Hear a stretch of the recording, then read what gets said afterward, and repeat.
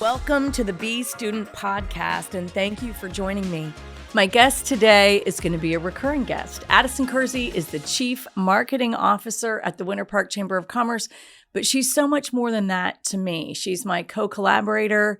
She is my second brain, and she is the secret weapon we have in navigating our communication strategy, not least of which is conceiving and delivering this podcast. Welcome, Addie. I'm glad you're here today. Thank you for having me again, Betsy. We did a live show with the launch of our podcast back in January. And as we've gone through the B side to so many people's records through the past 6 months of our journey with this podcast, we've started looking at the ways that people can show up more as the human in the room. We hear all about AI, probably to an exhausting degree. But one of the ways that people can show up as the human in the room, now that we're going through this deeply sort of disrupted time with all this technology, is understanding how to navigate intergenerational leadership. That's one of the things we talk about a lot. So today we want to kind of explore that. We want to explore the ways that you and I have navigated the fact that you're Gen Z, right? Mm-hmm. I'm a cusper, so right between Gen Z and millennial. So there's going to be even more exciting stuff to pick at there. I'm Gen X, and I navigate stakeholders that are boomers and then all the way down. So I have to flex my communication styles and the way I deliver things and the way I navigate through across, I think it's 4 generations. So do you. So today we want to explore the B side to the record of the fact that you're in your 20s, I'm in my 50s. And what can we learn from each other that our listeners and viewers can kind of take into their practice? Because we understand that navigating these intergenerational tensions is one of the biggest sort of pressures on our workforce today. There's a huge lack of understanding of what these generations want and need from a workplace and from work deliverables. And there's huge amounts of communication problems. What I see showing up is an example, a great example, is an engagement we had with one of our contractors, as you know. And they built a website for us. And it's my personal website, betsygardner.com. And at the end of the engagement, I said, can someone do a billable hour for me, showing me how to do the website and maintain it myself so that I don't have to do what? Call you and ask you to help with it. And can someone do a billable hour and train me how to navigate this website and maintain it myself? And the young woman who did an unbelievable job, would you agree? She did a fantastic job. Fantastic job. Building this website for us, listening to the needs that we had and the way the brand showed up. And when I asked for help in a billable hour with a live tutorial on how to do this, she sent me screenshots of how to do it with arrows on it and emailed it to me. Talk to everybody about what would happen when that came to me.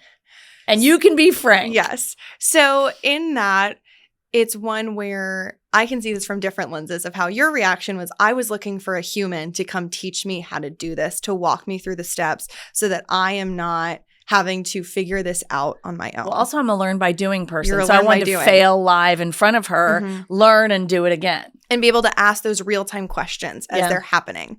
So with that, though, from her perspective, she's giving you an Evergreen resource that you can go back Help to those. Everybody know what Evergreen is. So Evergreen means that it's not going to expire. That what you're able to do is anytime you have a question about your website, you're able to go back, take a look at those screenshots and remember, oh, that's where that button that I hit a year ago was, because I don't remember it now. So much has happened since then. So in that, what we probably needed was a bridge. We needed both. Where you have a Dolly Parton reference. We have a song called The Bridge. Now, first Dolly Parton reference. We'll get to more of that later. We'll have to start a ticker on that. But in that of where you have that initial 1-hour call where you're able to really walk through it with her, have that moment where you can have real-time feedback, ask her questions, fail together as you learn, but then also following up that call with those same screenshots so that you're able to still reference it, that you still have that guide, that really to be able to serve both generations sometimes you needed the combo effect, not one or the other. So I love that you share that, because in her mind, she was giving me something extra. And in my mind, she was giving me something less than, right? So that's a perfect theater of how these kind of misses are happening in the workplace. And what happens is she comes across, even though I know she's not, she comes across as lazy to me, right? And to you, she's coming across as over-delivering. So this is a great example.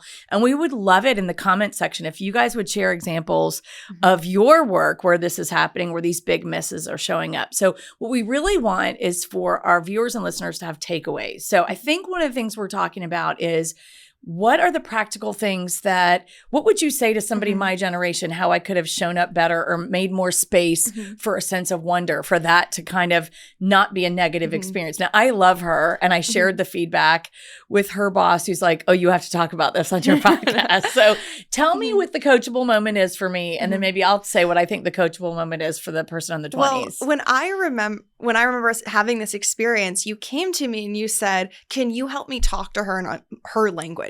Knowing that we're both young women who are in the marketing space, of how am I able to communicate what I'm actually asking for here? Because the first place that you went was, is there something in my ask that's wrong? Not, is what was given to me wrong? So of going to that place of wonder of, how do I communicate better what I'm actually asking for? And so that's where I was able to step in as a translator between the generations and really help saying, Lucy, this is what we're actually looking for here. Are we able to create this and make this happen? So as we look at that, of thinking of how are you being clear in your ask, of asking somebody, is this the right term? Because I face this too in marketing, that's in a different way of when I'm talking to somebody who's not in the marketing space and they ask me to crop something, but I'm thinking of an actual crop, that I'm reducing the amount of image that you're seeing, versus what they were asking for was a smaller indication of that image. So they wanted it to appear smaller on the design. That was a gap in the language that we were using. So in that, of being able to approach it with wonder and ask somebody else, am I using the right words for what I'm asking?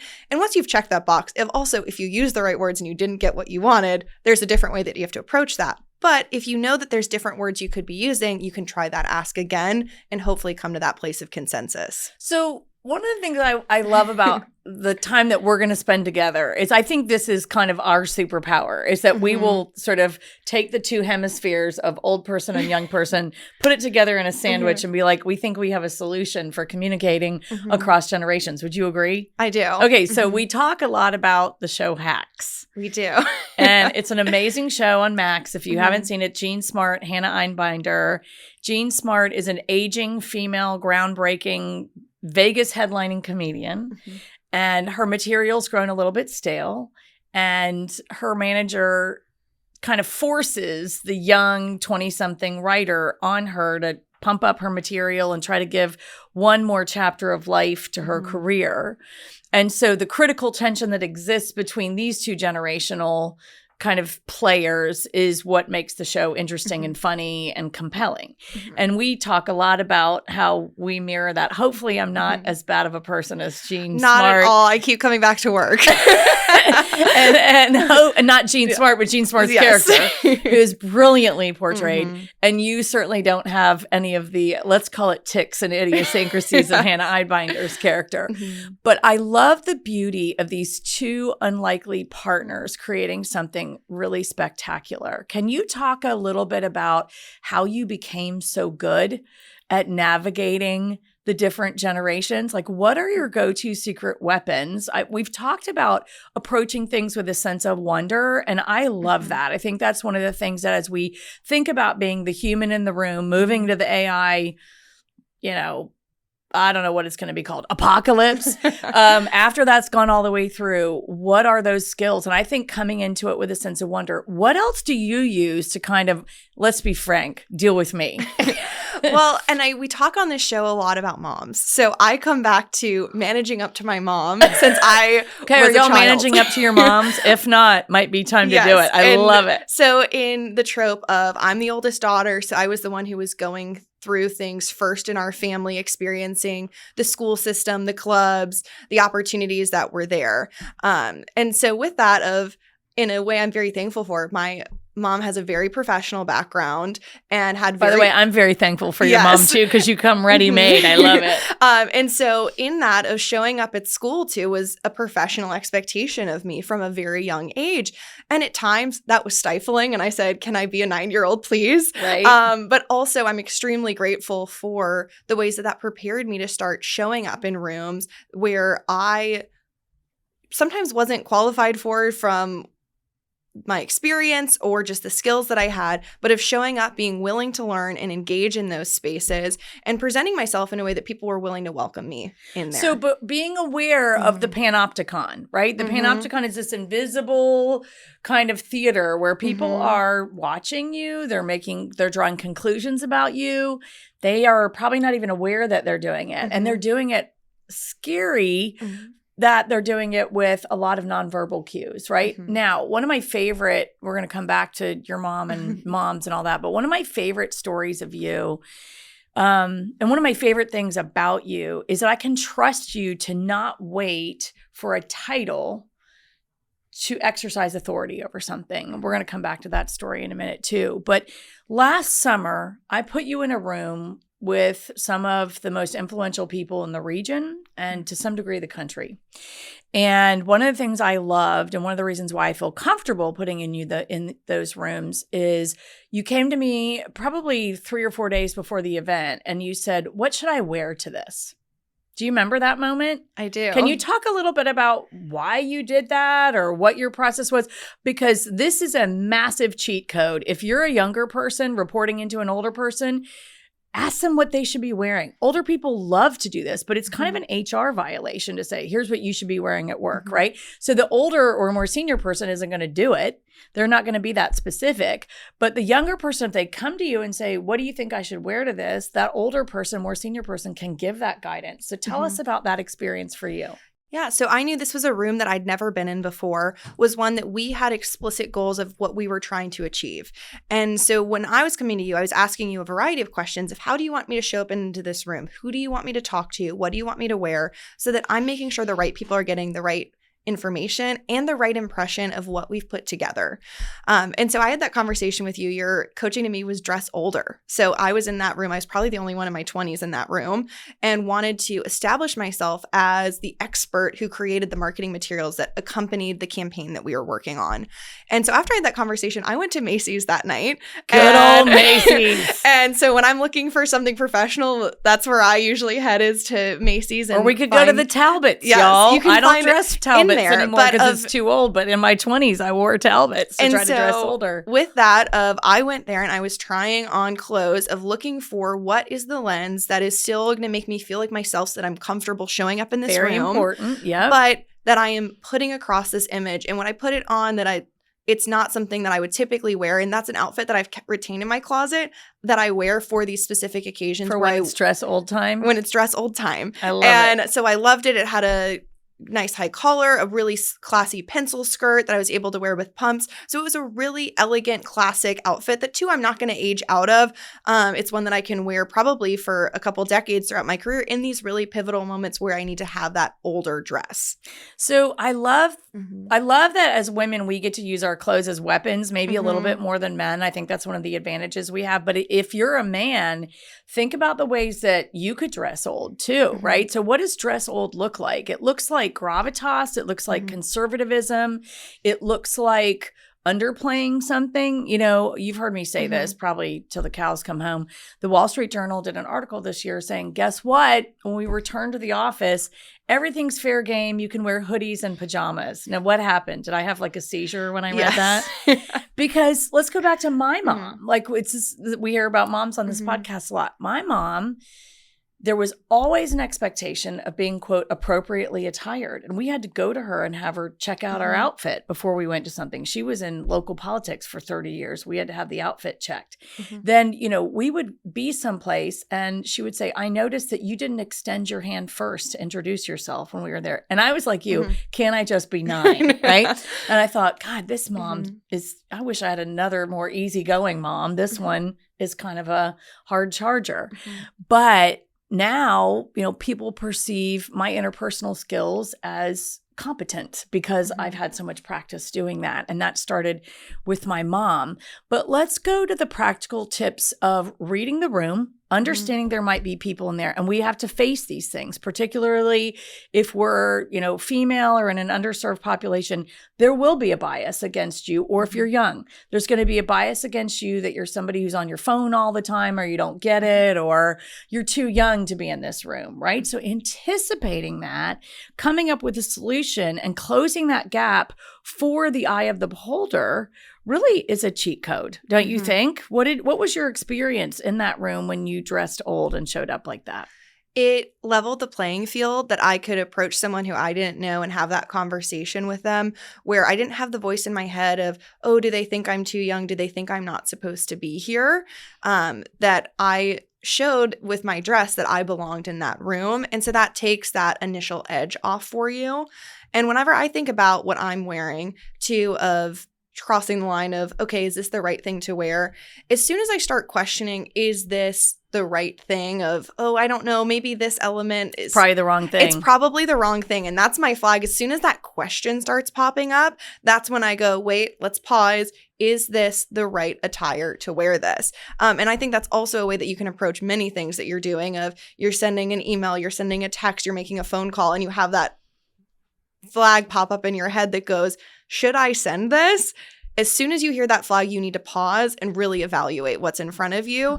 And sometimes the answer is, yes, this is what I should be doing. But as soon as you hear that, that's where you need to pause. Yeah, I think that's super feedback. And when we go back to thinking about your level of awareness that you needed to come to me, not needed to, but thought it was a good idea to come to me and say, what should I wear to this? Do you think that came from how you're raised or your theater background? Because let's be frank, 90% of communication is nonverbal. You're going to hear me say this all the time on this podcast. What messages are you either willingly or unwittingly projecting, right? Yeah, of course you could wear pajamas and a hoodie to the office. The question is, do you want to stay fixed at that income level for the rest of your life? My guess is probably no. You're going to have increasing responsibilities with kids and needing bigger spaces to live in. You might have bigger ambitions to travel and experience life in new ways. You might have medical expenses for your parents or yourself. So there's a presumption that you would want to grow your income.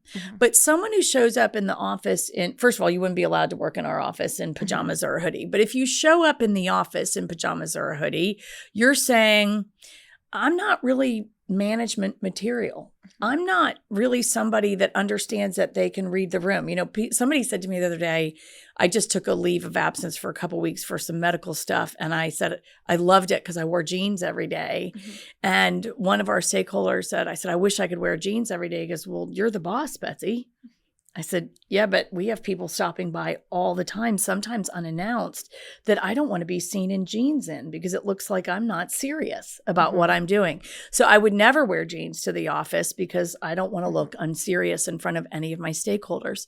So I think the takeaway is think about who your stakeholders are, who's watching you in that Panopticon, and what conclusions might they be drawing about you that you might not want them to draw. So anticipate those, especially if you're young.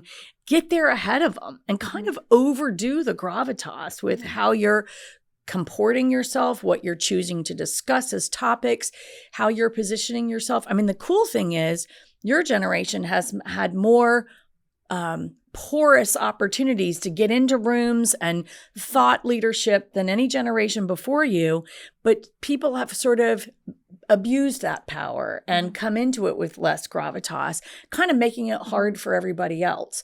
One of my pet peeves is during the presidential election, there was a podcast that hosted the existing vice president, the sitting vice president, and the host wore a hoodie. And I thought, you don't have to like the existing vice president, but you should have not been wearing a hoodie in front of that person because you didn't show respect for the millions of people that voted for that person to be in office. And so for me, that was a miss because she looked unserious to me when she did that because she didn't show a respect for our democratic process or things like that. I know I get hung up on this stuff. Mm-hmm. What are the ways in which you might have an eye-rolling moment where you're like, okay, boomer, why are you acting like that about these things? I mean, it's okay if you want to do true confessions. So I think with it too, of that it goes the flip side of there are times where if you're in your most professional attire, that younger up-and-coming people in your organization don't find you approachable. They aren't able to actually share genuine feedback with you, that they aren't able to connect with you in the same way because you have a professional wall up.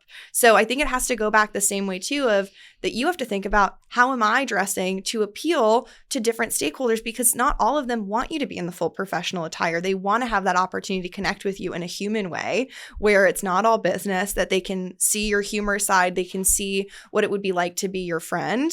And that's really important, especially in a coaching relationship, that you have that level of comfort. And you can also signal that with how you dress. Yeah. That if you want to have a coaching moment with someone where you're telling them, hey, you really messed up here, but I know we can work on it. I would never say it like that. Hey, you really messed up here. I wouldn't say it like that. But of choosing to maybe wear something that's not a full blazer, that you're wearing something that equalizes the playing field of, this is a casual conversation where the stakes aren't high. The stakes are, this is something we can work through. We're workshopping together. There's a reason when our team has offsites that we tell people that they can dress down, because you want to be able to be more free, have more ability to feel comfortable, so that your brain is more free to do other things, and that people don't feel like they have to have a professional guard up, that they can really express what they're thinking, what they think about a process. So it's also to go the other way, that you look at it of, how do I make sure that I'm still approachable and that someone's able to connect with me? Yeah, that's one of my biggest challenges, right? I don't want to be coming in some power suit making because people think I have a big, strong personality. So I have to temper that with my clothes sometimes. And I will choose what I call Easter egg colors. If I've got to go into some place where I've got to come across as a little bit softer, I'll wear maybe a really soft pink dress with some pearls and kind of tone it down a little bit on purpose. And you've heard me say and teach to the idea of dressing your calendar. Think about what's in your calendar and what messages you want to send about who you are and how you're showing up. You know, the tricky part is, and I don't want to do back in my day stuff in front of a 20-something person, but, you know, as women, when I graduated from college and showed up in a Fortune 50 company in 1991, we had 3 choices of what we could wear: a gray suit with a skirt and pantyhose and heels, a navy blue suit with skirt and pantyhose, or a black suit with pantyhose and heels. It was suffocating and awful and uncomfortable in ways that it wasn't for men. And it was really a challenge. And I remember in the late 90s thinking, I travel too much. I'm going to push the boat out and wear pants with this suit. And it was a real rebellious thing to do. But I did. I traveled overnight all the time, and it was just easier for me to not do the whole pantyhose thing, worry about them running, blah, blah, blah. And can you imagine? I think I was spending $40 a month on pantyhose back then. I mean, it was just ridiculous. So some of that hierarchy we want gone and flattened, right? But I think part of that is in shattering that hierarchy, we removed some of that sense of people are watching, right? And I think the interesting thing is we're always on our phone, and people are always watching where we've gone on vacation or where we had a night out on our Instagram. And yet people aren't really recognizing how they're being seen in real life. They're recognizing how they're showing up online, but not how they're being perceived in real life. What does that sound like to you? What do these things sound like to you when I talk about that? Well, I'm chuckling inside thinking about the pantyhose, because I remember what a big deal it was in the 2000s when my mom's office released the pantyhose clause of their dress code. The most amazing thing And we ever. live in Florida, so it was a nightmare. It was a nightmare to have to wear pantyhose, and I remember having to scramble with her at Walgreens late at night to get more pantyhose for her work dress code. And so it was a big deal to not have to wear the pantyhose every day. And so I'm great. There's a part of me that's grateful that I'm so glad that pantyhose are not a part of my wardrobe. But there are times when I went to that dinner that we talked about earlier where I dressed older, I wore pantyhose. Because I also know that there's board members that whenever I see them showing up to our office, they always wear pantyhose with their skirts. So that's a detail that I've noticed, that I said, I'm wearing a pencil skirt to this. I'm going to wear pantyhose so that they might notice that and see how I've read the room and shown up here. Top tip, sense of wonder and curiosity. All right. I love it. Talk about human in the room. You're showing up as the human in the room saying, how can I be more like these people? How can I study who's in the room and be more like them? How can I study these people in real life? Not people online that I follow on LinkedIn, but like real life people. How are they showing up? What are they doing? Because I think people might say, okay, this feels hard. Like this navigating these generations just feels too hard. Give me more practical tips of how to do it. Study your environment. Study who's in leadership. Study what they're wearing, right? And how do we take clues from that? And it's not just what you're wearing. It's the whole suite of what you choose to talk about, how you choose to navigate. Go ahead. Yeah, well, I really believe that the new professional is stylish and polished, not necessarily a blazer. I'm sitting here in a blazer today, but that's our appropriate. And I made a choice not to wear a blazer. And that's more appropriate in our work setting where we sit. But there's lots of jobs where if I showed up in a blazer every day, people would be like, what's she wearing? It wouldn't be appropriate for the workplace culture and what was set there. So it's dressing with style and polish within the bounds of the dress code that you're working in. So one of my favorite looks is a blazer with jeans. That's not appropriate for our office. That might be something, you might see me more of that in the podcast, but in our office day to day, that's not what you're going to see me in. But also too, if you are working somewhere where the highest level boss there wears t-shirts and jeans, that's the appropriate one. If you're showing up in a blazer every day, it might look like you're outdoing them as you're choosing how to dress. But of saying, okay, that means that I'm going to wear jeans and a t-shirt, but I'm going to make sure that it's a nice t-shirt, that it's not wrinkled, that my jeans are a nice fit for me. I've got polished sneakers that I'm wearing so that people see that I put an effort into what I'm wearing. I'm reading the room appropriately of what's around me. And contextually, people look around and say, that's somebody who's here to work. That's somebody here who means business. And it doesn't mean that you wore a blazer.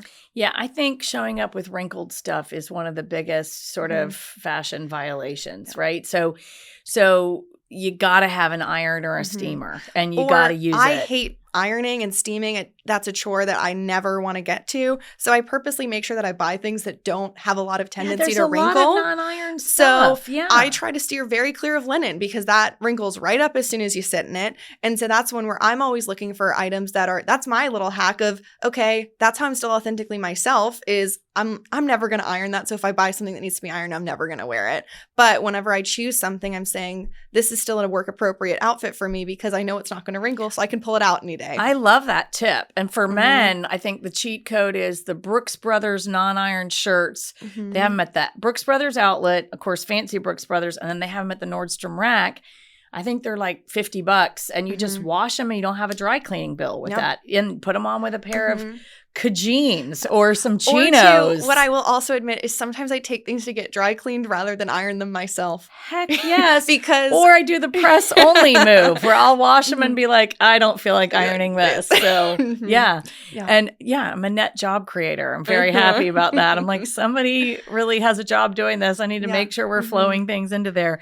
Okay. So let's talk about going back to your mom and this awareness that you have. Because I think one of the reasons why we work well together is we do have this sense of it's all a theater. It's people are watching what we're doing, and we need to make sure that we're sending the right signals. And, of course, in branding, the most important thing, as you know, is showing up consistently. So if one day we're in blazers and the next day we're in pajamas, then we're not even, it doesn't even matter that we wore the blazer, right? Because we've now taken that, a leaf out of that book is gone because we've said, we're unserious on some days and serious on others. And for people who are looking for always serious people, we're not going to fit the bill.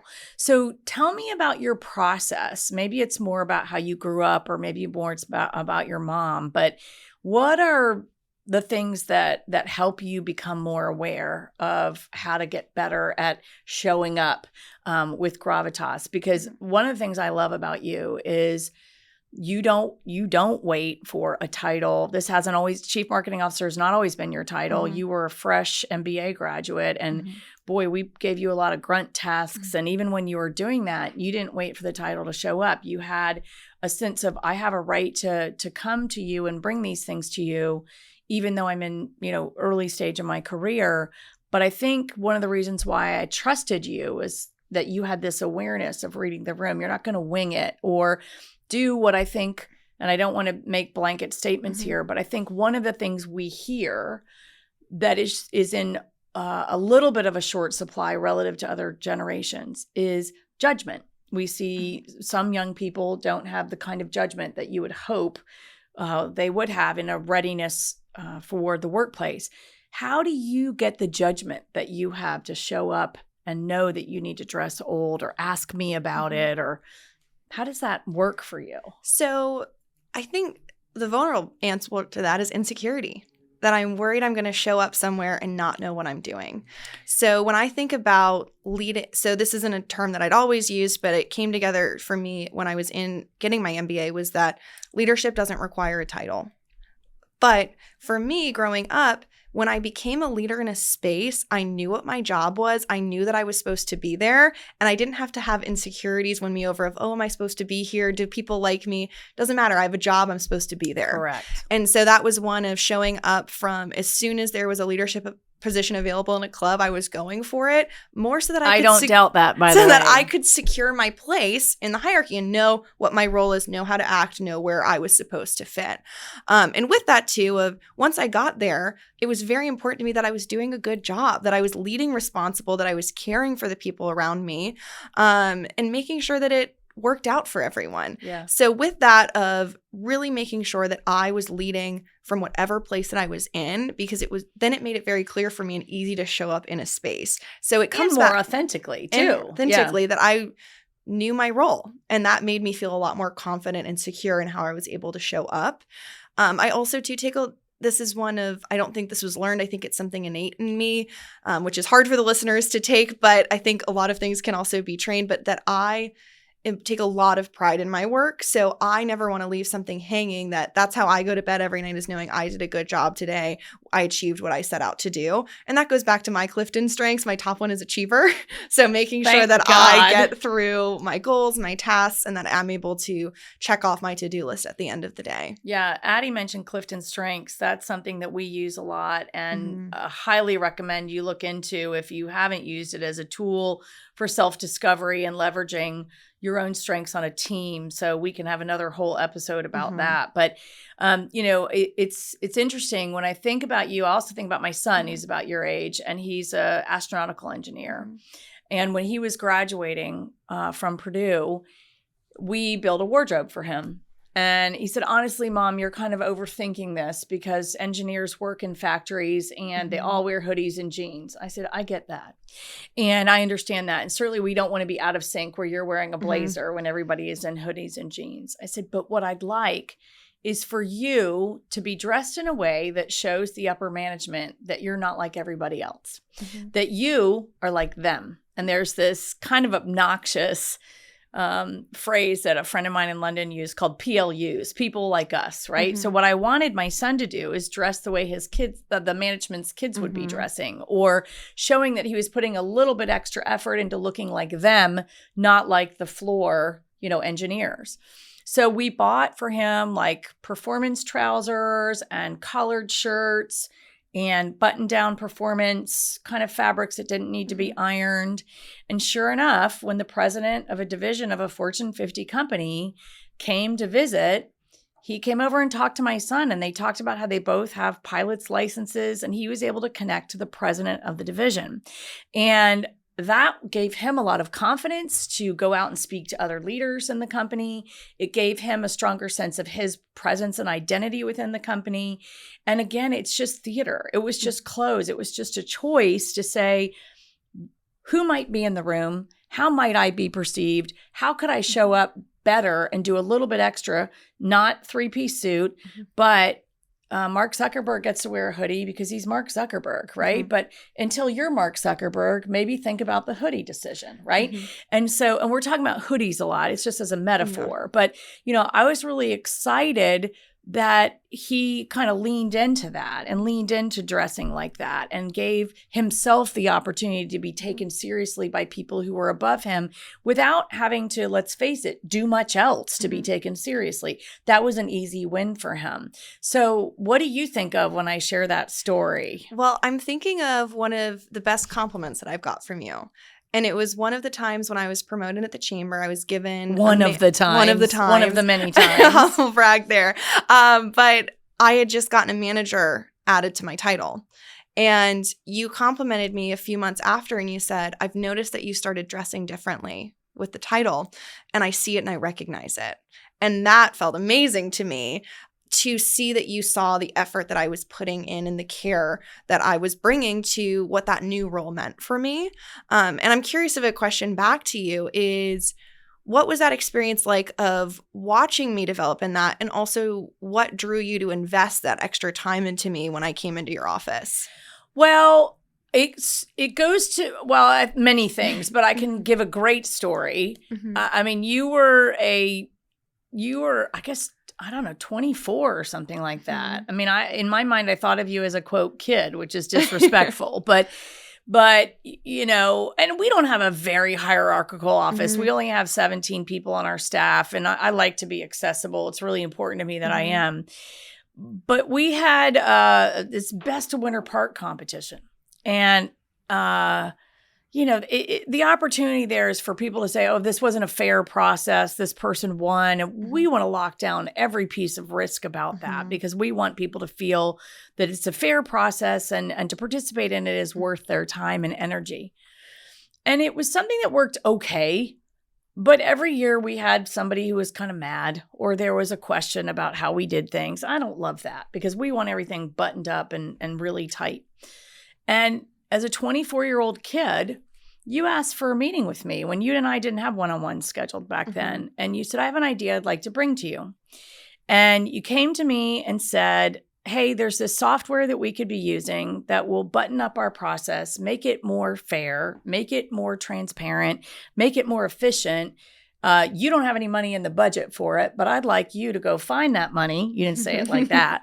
I'd like you to go find that money and risk this being more efficient way for us to run this contest. And I was like, wow, I'm going to say yes to this, even if she fails, because I want our culture to be one where everyone who can find a way for us to be better at serving our stakeholders has a chance to share that idea with me, has a chance to bring it to me. Not, oh, don't bother telling her, she's never going to greenlight it, right? And so I thought, the presence that this young woman has had, the care that she has for our stakeholders and our organization and brand, that she's identified this opportunity means she really gets it. Because I don't want a team of people who are showing up, doing a job and going home. I want when people are at our work and serving our stakeholders and our community to be all in, to be passionate about how we can improve continuously, how we can innovate and be the best at what we do. And I just felt like there was a ton of maturity there and there was a ton of, you can trust me in that meeting that I was like, wow, let's move to the next part of the game board and give her something else. And then I kept giving you other things from there where I was like, let's test this. And if she fails in that moment, that's okay because we will have pushed the boundary. Well, every test I gave you, you just went further and further and further to honestly now, I feel like there's nothing I can't give you. There's no room I can't put you in. And I've benefited greatly from that because of all the innovation and energy and care that you've put in to helping us do things like reach 30,000 people each episode with our podcast, right? In 5 months we've been doing this. A lot of that credit goes to you and your team and to Stephanie Biddle, who works on that team, who's helped us with that. But those are the goodies I'm getting from that. But again, it goes back to that sense of wonder. I wonder what else she could do. I wonder what would happen if I said no. And for me, what would happen if I said no to that request cost me a lot more than what would happen if I said yes. So that was one of those early moments. There were many of those. And literally everyone who interacts with you in a meaningful way comes to me and says, Addie's just so mature. She's so amazing. And I'm like, yeah, I know. I love it. What was that experience like for you? That was extremely nerve-wracking to put that together. But in that I always believe that being prepared is the best way to move through any situation. And also the worst they can say is no.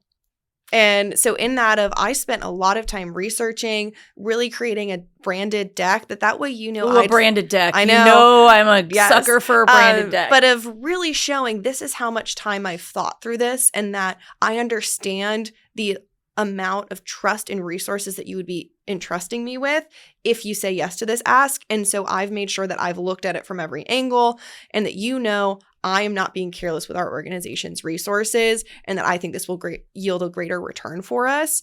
And that's where it was really the preparedness that allowed me to get over that confidence. But also, to your credit, that I knew you were a leader that I could ask for a meeting for and ask for something risky. And that it might be no, but it would be a thoughtful no. Oh, wow. Good. I'm so glad. Well, here's the rest of the story. We went on to implement this software. It radically transformed our Best of Winter Park competition, and it's helped us drive our engagement and the success of all of that. So, of course, I'm just going to keep saying yes to these ideas. So as we finish up today, I want to tell you that Addie and I are going to be appearing on the podcast together more often. I think you can see how fun it is for me to hang out with her and for us to collaborate. And we want to give you practical, actionable tips around brand, marketing, all the human stuff that we're all trying to navigate as we move through this period of radical transformation with technology. Addie, I'm so glad you came on today. I look forward to our next session together. This is going to be a new operationalized part of our podcast, and I couldn't be more excited. So as we finish today, think about what do you want to share as practical tips for how people can show up and navigate across generations? Take it from the expert here. Yeah. I hope that you take from this episode inspiration and see an example of what a really thriving relationship can look like between people from different generations. We hear a lot about the struggle that people have, and I think one of the best ways that we can help remedy that is model what an exceptional relationship looks like, that you should come into it with wonder of, I learn something new from Betsy every day that I work with her, and I think I learn something new every day from you. Exactly. So it goes back and forth of we are extremely open to each other.